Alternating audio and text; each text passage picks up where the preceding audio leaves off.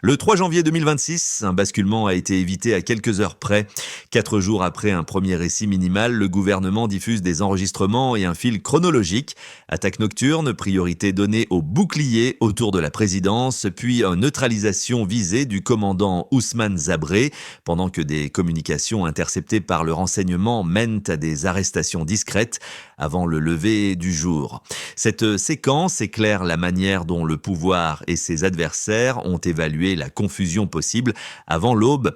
Dans ce dossier, le silence recule encore. L'enjeu dépasse un épisode sécuritaire isolé. Il touche à la stabilité institutionnelle, à la confiance populaire et aux équilibres régionaux du Sahel. Depuis l'arrivée d'Ibrahim Traoré, des choix politiques ont redistribué les cartes, créant des gagnants visibles et des perdants silencieux.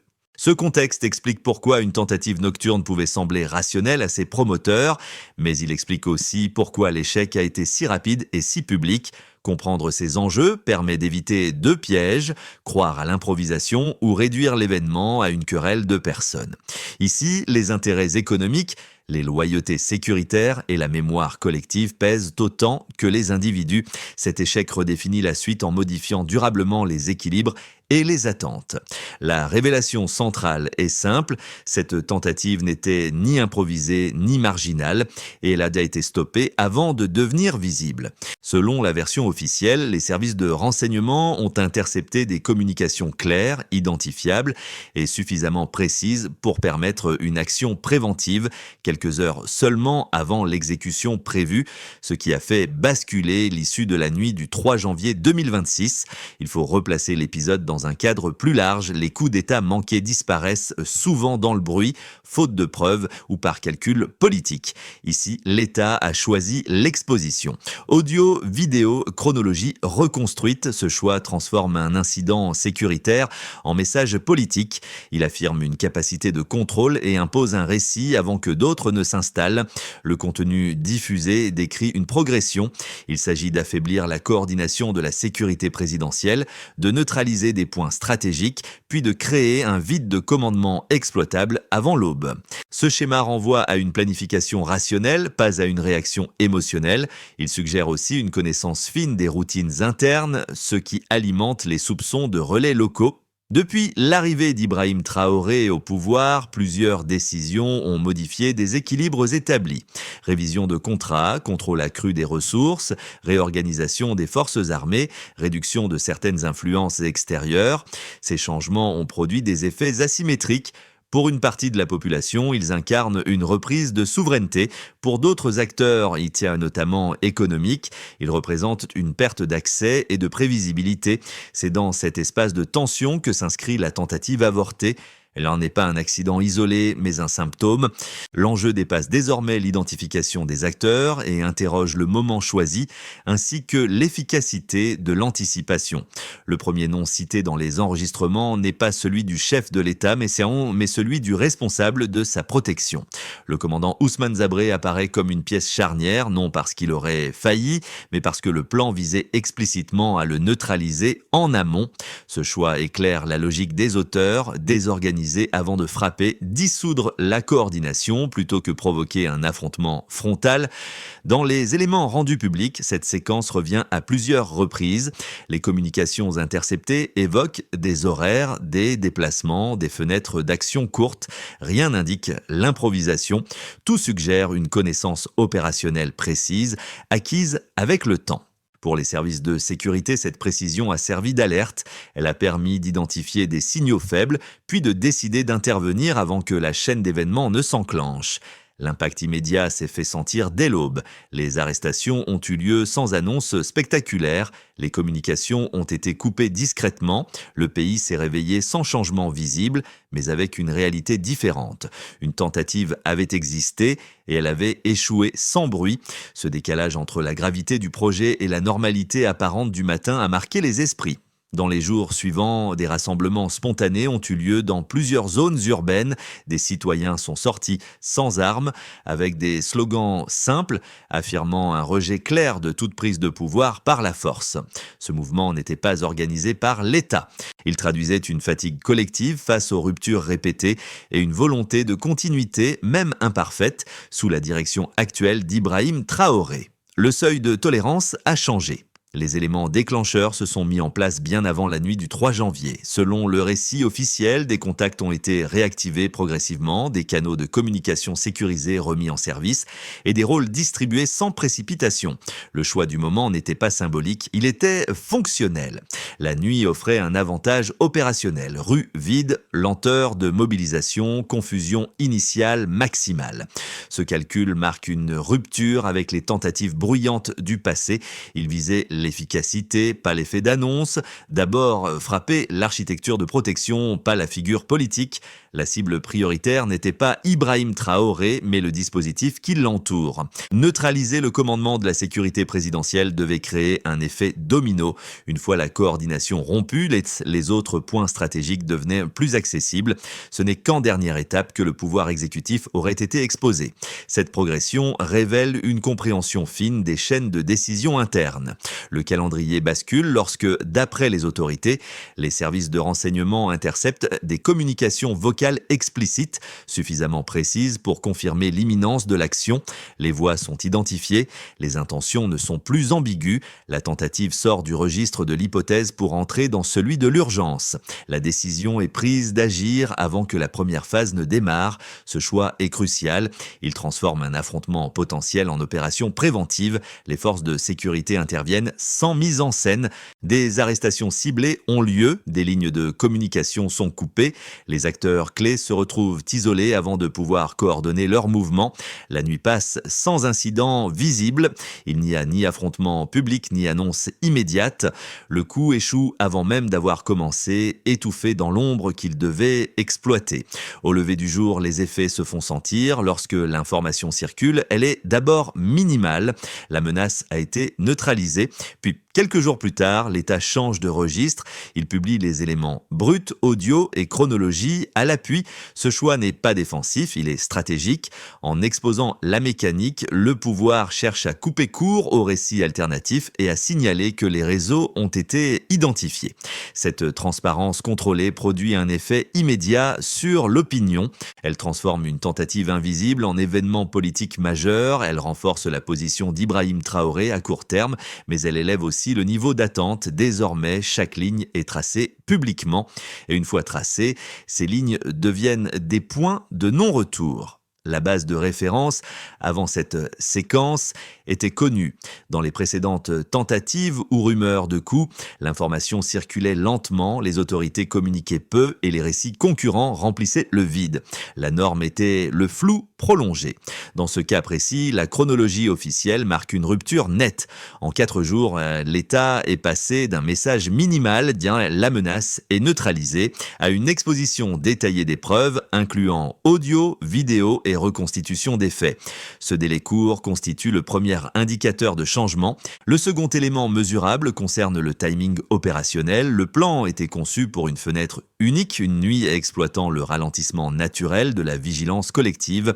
L'intervention, elle, s'est produite avant l'entrée dans cette fenêtre. Autrement dit, l'action sécuritaire a précédé l'action politique prévue par les comploteurs. Ce renversement temporel est décisif. Il signifie que la chaîne renseignement, décision, exécution a fonctionné sans rupture, là où elle échouait souvent par le passé. Un autre élément, plus qualitatif mais observable, concerne la réaction populaire. Dans les heures suivant la diffusion des informations, des rassemblements spontanés ont été signalés dans plusieurs zones urbaines. Ils n'étaient ni armés ni coordonnés par des structures officielles. Leur apparition rapide contraste avec des épisodes antérieurs où la population restait en retrait par crainte ou par lassitude. Ici, la référence d'une société silencieuse évolue vers une posture plus expressive, voire dissuasive vis-à-vis des prises de pouvoir par la force. Ces repères mis ensemble suggèrent une trajectoire. Ils suggèrent que le système n'a pas seulement résisté à une tentative précise, mais qu'il a modifié ses réflexes. La sécurité ne repose plus uniquement sur la protection physique d'Ibrahim Traoré, mais sur une combinaison plus dense. Anticipation, pression, narration rapide et appui implicite d'une partie de la population. Il convient de rester prudent. Ces éléments ne garantissent pas l'absence de futures tentatives, mais ils montrent une évolution mesurable par rapport au passé récent. L'attention se déplace vers la forme que pourraient prendre de futures pressions et vers la capacité du système à progresser sans se refermer. Certains avancent que cette tentative avortée serait surexposée par le pouvoir pour consolider sa légitimité. Selon cette lecture, la diffusion d'audio et d'une chronologie détaillée ne viserait pas tant la transparence que la dissuasion politique. Montrer des preuves servirait à rappeler qui contrôle l'appareil sécuritaire, à décourager les contestations internes et à resserrer les rangs autour du président. Dans cette perspective, l'événement serait instrumentalisé, amplifié au-delà de son impact réel. D'autres soutiennent que l'échec ne prouve pas une solidité structurelle durable. Les coups manqués, disent ces analystes, précèdent souvent des tentatives plus sophistiquées. Un réseau exposé peut être remplacé par un autre plus discret, mieux financé ou opérant depuis l'extérieur. Le fait que la planification ait existé indiquerait au contraire une persistance des fractures, notamment parmi certains cercles économiques et politiques affectés par les réformes récentes. Autrement dit, l'échec serait conjoncturel, pas définitif. Ces deux arguments méritent d'être pris au sérieux. Pourtant, les éléments disponibles invitent à nuancer. D'abord, l'exposition publique comporte un coût réel pour le pouvoir. En rendant les preuves visibles, l'État s'engage, il crée des attentes judiciaires, diplomatiques et politiques. Si aucune suite crédible n'est donnée, la stratégie se retourne contre lui. Ce risque suggère que la communication n'est pas purement opportuniste, mais liée à une volonté de verrouiller le récit dès le départ. Ensuite, l'anticipation réussie change la dynamique. Le cœur de l'épisode n'est pas la répression après coup, mais l'interruption avant l'action. Cette capacité à agir en amont réduit l'avantage des scénarios nocturnes et complique la reproduction du modèle. Elle ne supprime pas la menace, mais elle en augmente le coût et l'incertitude pour les futurs comploteurs. Enfin, la dimension populaire compte. Les réactions civiles observées ne sont pas un simple décor. Elles introduisent un facteur supplémentaire dans l'équation du pouvoir. Pour Ibrahim Traoré, cela ne signifie pas une adhésion inconditionnelle, mais une tolérance active à la continuité face au chaos. Cette tolérance peut s'éroder, mais à court terme, elle modifie le calcul des opposants. Ainsi, l'échec ne ferme pas le chapitre. Il en écrit les conditions suivantes, plus étroites et plus visibles. La tentative a échoué avant même d'entrer dans une phase visible. La tentative n'a pas été arrêtée dans la rue, ni au palais, ni face aux caméras. Elle a été neutralisée dans l'espace le moins visible, celui des communications et du temps. En rendant publics les enregistrements, l'État ne montre pas seulement des preuves. Il montre où se situe désormais le centre de gravité du pouvoir, en amont de l'action, là où les décisions sont encore fragiles. Ce déplacement a des conséquences immédiates. Il signifie que la protection d'Ibrahim Traoré ne repose plus uniquement sur des unités armées, mais sur une capacité à lire les intentions avant qu'elles ne se matérialisent. Pour les réseaux opposés, cela change la donne. La nuit, autrefois avantage décisif, devient un espace risqué. L'ombre n'est plus un refuge automatique. Cette révélation explique aussi la rapidité de la réaction populaire. En comprenant que le coup n'a jamais atteint le stade visible, une partie de la population a interprété l'épisode non comme une crise, mais comme une preuve de contrôle. Cela renforce l'idée d'un seuil franchi. La répétition mécanique des prises de pouvoir par surprise n'est plus perçue comme inévitable. Une certitude s'impose. Ce n'est pas la force brute qui a décidé de l'issue, mais la maîtrise du tempo. Pour l'État, l'effet immédiat est un renforcement de la position institutionnelle. La tentative avortée, puis sa mise en récit officiel, ont déplacé le centre de gravité du débat. Au lieu de répondre à des rumeurs ou à des hypothèses, les autorités imposent une séquence factuelle. Cela consolide la capacité de gouverner à court terme, mais crée aussi des obligations. Une fois les preuves exposées, l'État doit suivre. Procédure judiciaire, clarification des responsabilités et coopération régionale éventuelle. Pour Ibrahim Traoré, cette phase est décisive. Elle transforme un succès sécuritaire en test de crédibilité politique.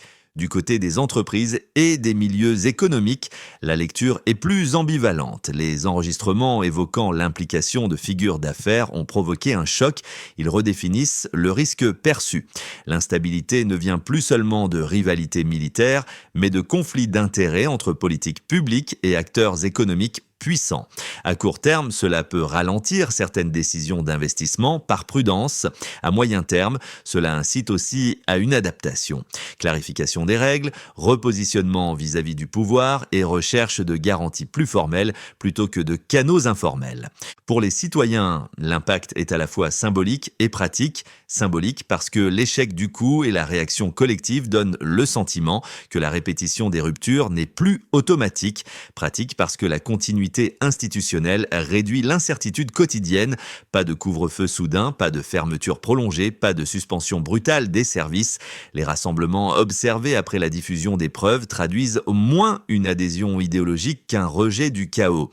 Dans cette équation, Ibrahim Traoré bénéficie d'un crédit conditionnel tant que la stabilité tient, la tolérance sociale demeure. À l'échelle régionale, enfin, l'épisode dépasse les frontières nationales.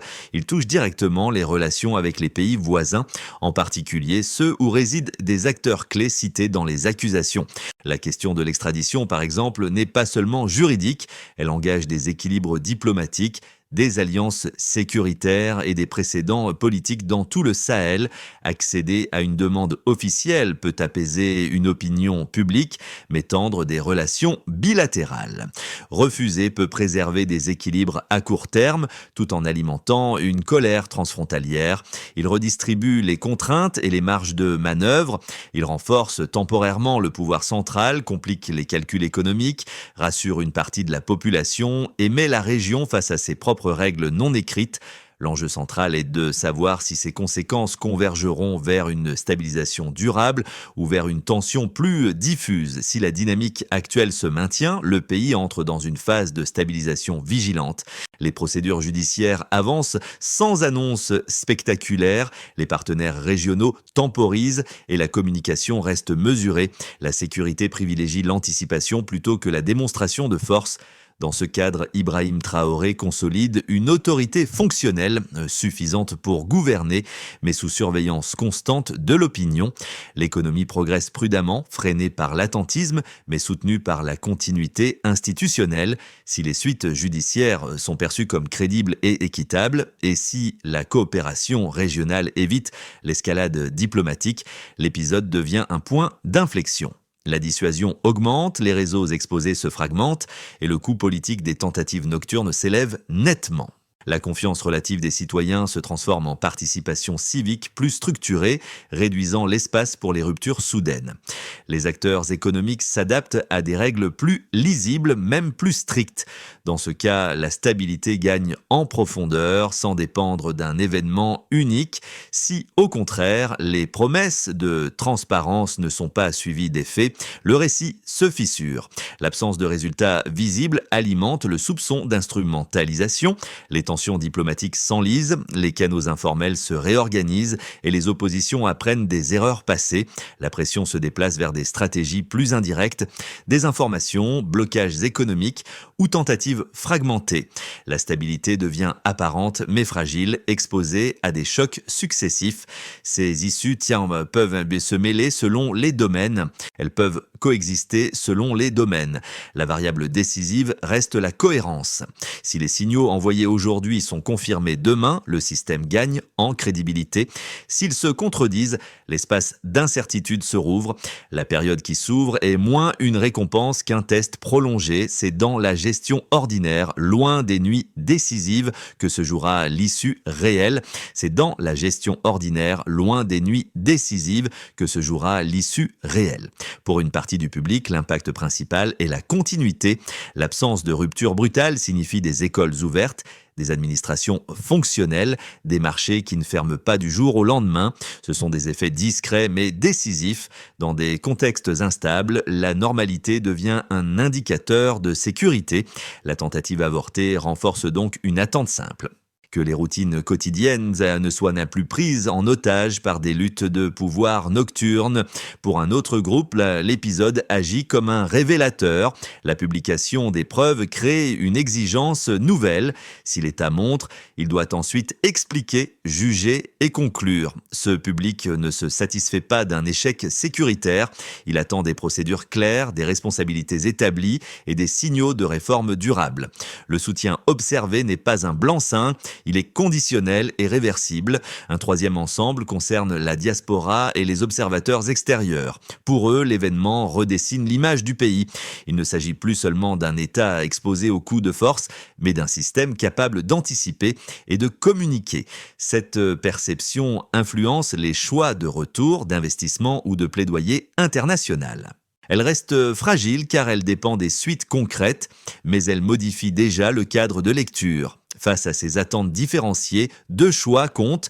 D'abord, maintenir une information régulière, même minimale, pour éviter le retour des rumeurs. Ensuite, clarifier les étapes à venir sans promesses excessives. La pédagogie institutionnelle devient un outil de stabilité.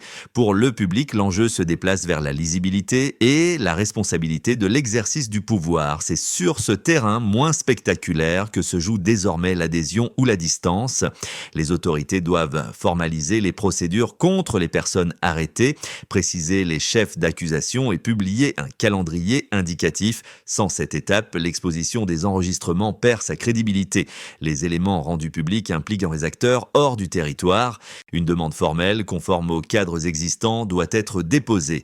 L'objectif n'est pas l'escalade, mais la clarification. Il s'agit de transformer un succès ponctuel en capacité durable. La protection d'Ibrahim Traoré ne se limite pas à l'individu, mais à l'architecture qui l'entoure. La transparence initiale crée une attente. Cette pédagogie n'est pas un supplément, elle est une condition de stabilité. Si ces efforts avancent de concert, l'épisode du 3 janvier peut devenir un pivot. S'il y a décalage, il restera un moment spectaculaire sans consolidation. S'il y a décalage, il restera un moment spectaculaire sans consolidation. La trajectoire dépend désormais moins des complots que de la constance dans l'exécution. Le fil de cette séquence tient moins à la violence qu'à la mémoire. Dans les rassemblements spontanés observés après la révélation des preuves, un même registre revenait. Le refus de replonger dans des nuits sans lendemain. Cette réaction n'était pas idéologique, elle était historique. Le pays se souvient des ruptures passées, de ce qu'elles ont coûté et de la facilité avec laquelle le silence avait autrefois effacé des bascules décisives. Le 3 janvier 2026 n'a pas produit une image spectaculaire. Il a laissé un vide visible seulement après coup. Ce contraste explique sa force symbolique. Rien n'a changé au matin, précisément parce que beaucoup de choses avaient été empêchées pendant la nuit. Cette continuité devient le motif central du récit. Elle relie la protection ciblée évoquée plus tôt, la rapidité de l'anticipation et la réaction civile qui a suivi. Pour Ibrahim Traoré, cette séquence agit comme un miroir. Elle renforce sa position, mais elle lui renvoie aussi une attente claire. La protection dont il bénéficie n'est pas personnelle. Elle est conditionnée à une promesse implicite. Réduire l'imprévisibilité, maintenir une trajectoire lisible et éviter que le pouvoir ne se coupe de ceux qui l'ont défendu par lassitude du chaos. Le rappel émotionnel est donc simple. Ce qui a été évité compte autant que ce qui a été montré.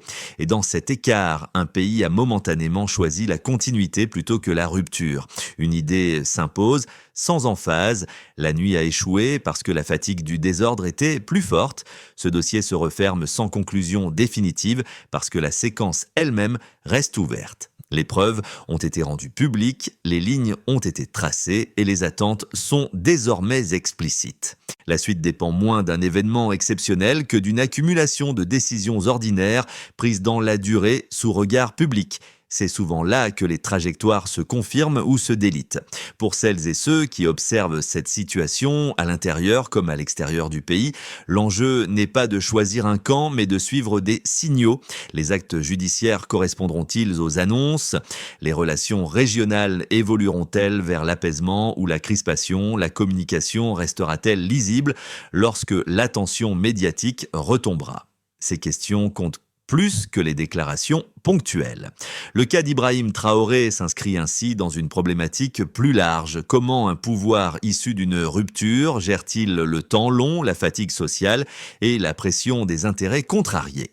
Les réponses ne viendront pas en une nuit ni en un communiqué. Cette analyse invite à suivre l'évolution des faits et des décisions dans la durée, sans attente de conclusion immédiate.